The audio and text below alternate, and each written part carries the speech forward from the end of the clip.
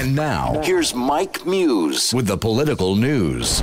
So let's get right to it and meet the candidates. That completes the opening statement. We're going to get right to it. On Sway in the Morning. Yep, Sway in the Morning, Shade 4-5. Every single Monday and Wednesday, citizens, we bring you the political news with Mike Muse. And Mike Muse is here to talk politics. What up, Mike Muse? How you doing, homie? I'm doing good. So good to see you this Monday. I'm happy to be here this Monday, Mike Muse. Thank you for being here, Heather B. All right, I appreciate you. Let's get to it. Let's go. So, Heather B, it was so much to report on over the holiday weekend. Yeah. You would think that D.C. had some time to chill, relax, eat some good turkey, but no, they were causing just so much chaos, confusion, and making news almost every day. It was crazy. Starting Thanksgiving Eve, which is the biggest party night of the year, pretty much. We have Mike Flynn was reported in the New York Times that he is possibly flipping. And the reason why we believe that is because Mike Flynn's attorneys have contacted the White House attorneys and let them know that they would no longer be cooperating with the White House attorney on the Muller investigation. So what that leads to believe is two possible things.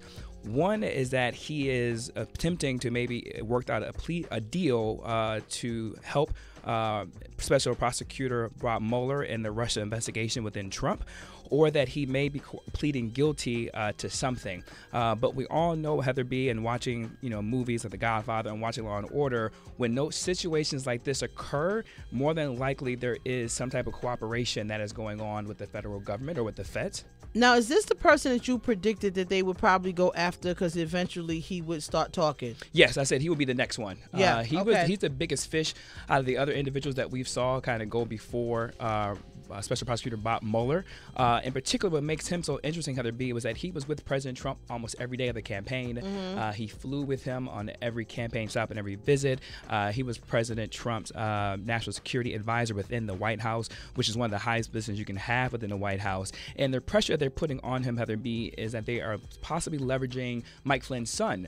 Mike Flynn's son served as Mike Flynn's chief of staff, and he is facing the same charges as his father is. And so we are just speculating here that he would possibly want to do what's best for his son and protect his son from not going to jail. So that is a bargaining chip that is out there. So that is a story that we're going to be following and continue to follow. Okay. On to other news. We have the sexual misconduct updates, Heather B., and there was a lot that transpired over the weekend. And so I'm really going to talk about it and kind of break it down. And then I want the citizens to kind of chime in and offer up their opinions on what their thoughts are on this. Okay. On Sunday morning, Heather B., Trump tweeted, quote, "The last thing we need in Alabama and the U.S. Senate is a Schumer-Pelosi puppet who is weak on crime, weak on the border, bad of our military and our great vets, bad in our Second Amendment, and wants to raise taxes to the sky.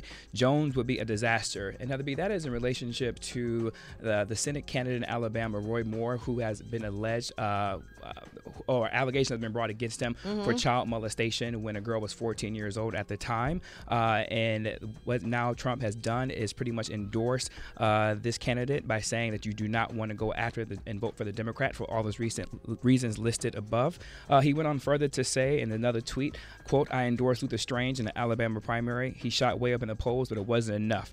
Can't let Schumer Pelosi win this race. Liberal drones would be bad." And Heather B., here's Republican Senator Lindsey Graham of South Carolina had to say regarding those tweets from Sunday morning. Well, that's a political decision by the president. He's definitely trying to throw a lifeline to Roy Moore.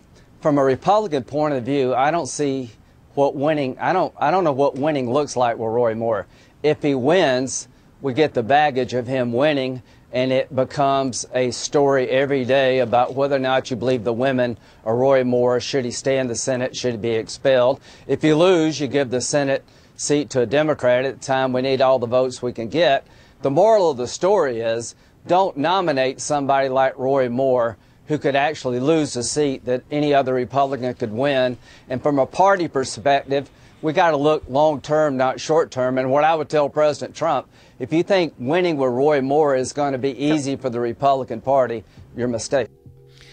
So Lindsey Graham pretty outlined how to be a lose-lose scenario because even if Roy Moore does win, he will get seated. But at that point, the Republicans have already signaled that they will create a special investigation to begin expelling him from the Senate.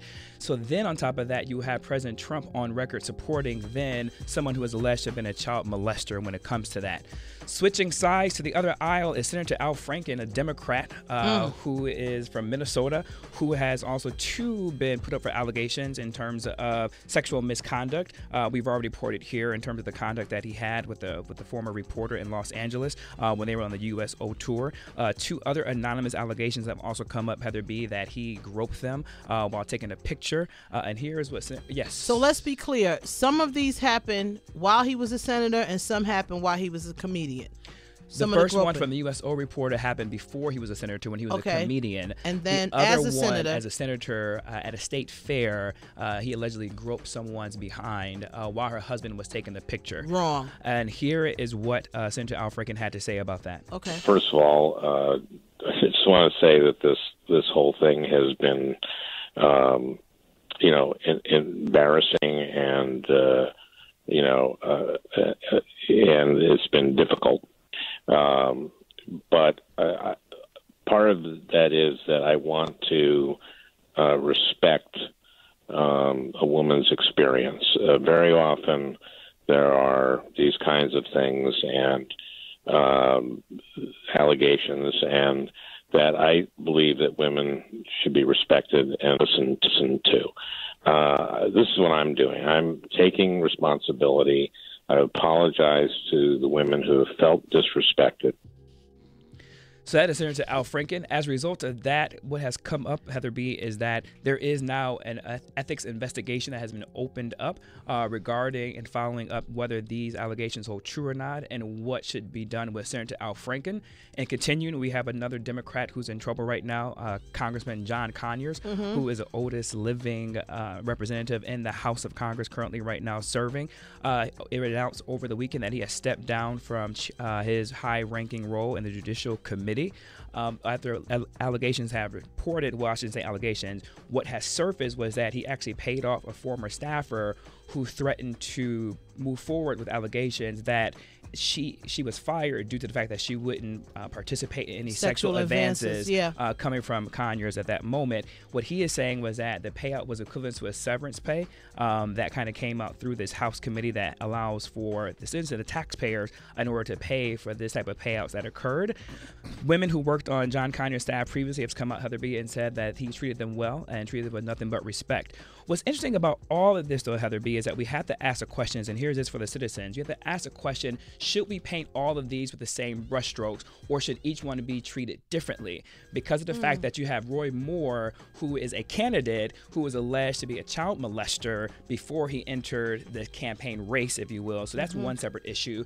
We also, too, have our president, who is on tape saying he actually does the sexual misconduct in terms of grabbing them by a woman's vagina. But then we also there's an open lawsuit against him currently.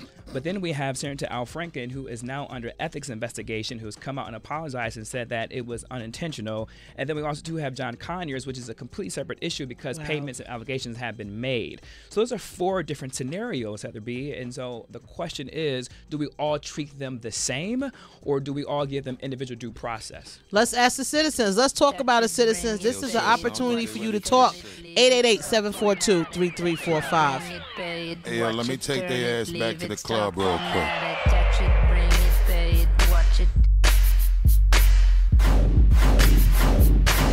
Now more of the daily news on Sway in the Morning. First of all, I just want to say that this whole thing has been,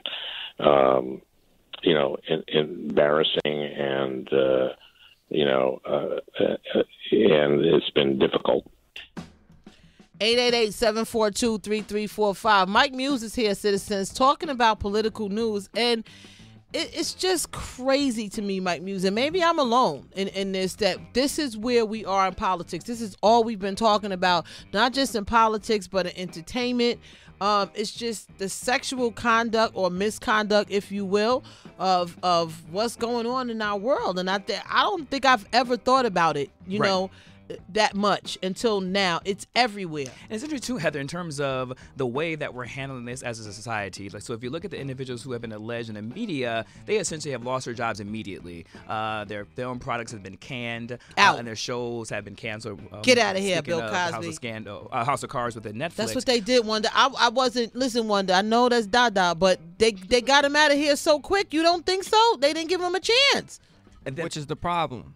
And then on the flip side, too, you have within politics that you're seeing essentially one individual who may be elected to the Senate within Roy Moore within Alabama. You see a sitting president in the Oval Office currently. You see another senator who's being opened up an ethics investigation. Yeah. And you see another congressperson who's been encouraged to step down from the House Judicial Committee.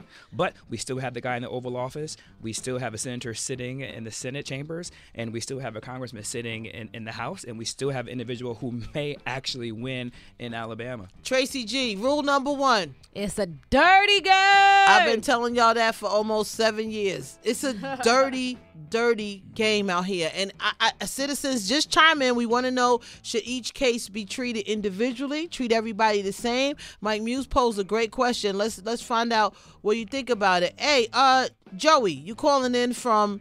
Joey said he everywhere. I like that, Joey. How you doing? What up, Joey? I'm good, Heather. I'm the same guy that called in before. That's why made me an anonymous citizen. Okay, well, you could be that anonymous citizen. I'm not mad at you, Joey. We just want your opinion and get people talking and see how you feel. All right, my opinion is it's a political witch hunt. Okay. You got the House, you got the Republican and the Democrats both trying to gain power at this point. You got all the allegations against Trump. You got all the other dirt that you guys don't know about. Then on top of it, Mike, whatever happened to our budget talks? I'm coming up to that. On hold. I'm coming up on after this topic concludes. All right, because I'm worried about my money. Right. Well, hey, we all are. But, at the top of the news cycles, all of this stuff, every single day you pick up the news cycle or you turn on the news and there's something about who's been accused, all these different accusations. Let's talk to Sam from Florida. Sam, let me get you on the line so you can chime in. Sam, how you doing? Hey, what's going on, man? Hey, what you thinking about this, Sam? I mean, because I work as a bartender, man, and the funny thing is I've seen enough women trying to get touched than ones that don't want to be touched. Wow. I think we got to paint them all differently because you got women out there wanting money because I heard they say that a man touched a woman on the butt while her husband took the picture. And I'm married, and I'm sorry, you touch my wife's butt and I'm taking a picture. The next picture, you gonna have a black eye. Like there's no ifs, ands, or buts about it. And she's kind of a piss poor wife not to tell her husband when he's taking a picture that another man is groping her butt. I don't care if you're a millionaire, billionaire. You can be Jesus for all I give a damn. You touch my wife's butt, we finna have issues. Nah, Jesus got to. Q said not Jesus, Sam, but he understands you was talking about you a citizen of Sway in the morning. Let's talk to Kyle. Kyle is calling in from Baltimore. What up, Kyle? Good morning. What up, Kyle? Good morning, y'all. Good morning. Glad you took my call. Now, I need you to chime in on this, Kyle. All right, check this out. My opinion is we're having way too many issues with sexual deviant behavior and people in charge. This is not a normal thing. I mean, men and women work together every day, hand in hand, and no one's being fondled all the damn time. But if we catch a picture of somebody groping someone's breast while they're asleep, that's a no-brainer. Zero tolerance for that. That's wrong. It's dead wrong. I don't care what your party affiliation is or anything. You're dead wrong for that. And if we can't handle a man and say, hey, we're going to stand up to a child molestation, what the hell do we stand for as a country? I mean, someone's accused of child molestation, we're going to go ahead and say, oh, well, let's go ahead and put them up for election anyway. That speaks to the fiber of our moral values and everything we got going on in this country and why things are so jacked up. Yeah, it's no reasoning for child molestation. There's no excuse for it, Kyle. So I definitely understand you in that comment. You're a citizen of Sway in the morning. Let's talk to Kianda. Kianda, am I pronouncing your name correctly? Yeah, you pronounced it correctly. Calling in from Michigan. Hey, how you doing, Kianda? The only female on the line. The lines are lit up, and it's all men. Right? I know. What's your opinion on this, Kianda?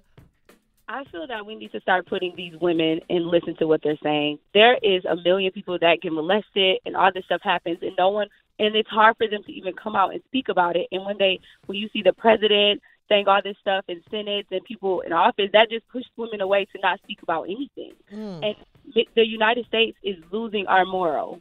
We're putting all this stuff before how we really feel. Like, there's no way. These people need to step down. They need to investigate seriously, and they should not be in office if they're doing this. No one's going to speak out if your president is doing what Uncle Tom did down the street. It's not okay. Kiana raises a really good point, Heather B., regarding what she's getting to is the moral question at hand of our country and where we are in terms of what you're willing to elect and what you're willing to keep in the seat of power, if you will. Also, too, she goes to what Senator Al Franken was talking about in his audio. This is the first time we've heard from him. And what he was saying was that the reason why he was silent because he wanted to allow the women the opportunity to have their voices heard, to which Kiana has talked to, is that we normally don't allow the woman's voice to be heard. Right. And that we don't allow it to come forth without actually shutting it down. So, thank you, Kiana, for your call. You're a citizen of Sway in the Morning. Mike Muse, one last thing you wanted to talk about? Yeah, the last thing is actually the big thing, Heather B., and it is taxes. So we are expected for the Senate to pass their bill coming up possibly tomorrow is what we're speculating. And again, ladies and gentlemen, this isn't the final bill. This isn't the final bill whatsoever. If the Senate passes their bill, they will have to go into what's called reconciliation where the two bills have to become as one from the House Representative and the Senate. But the challenge, though, with the Senate and overall with the tax bill, the biggest holdout is, does this affect the middle class, Heather B.? And does this actually raise taxes on the middle class while cutting the corporate tax rates for the corporations? Senator Mitch McConnell has been on the hook for that.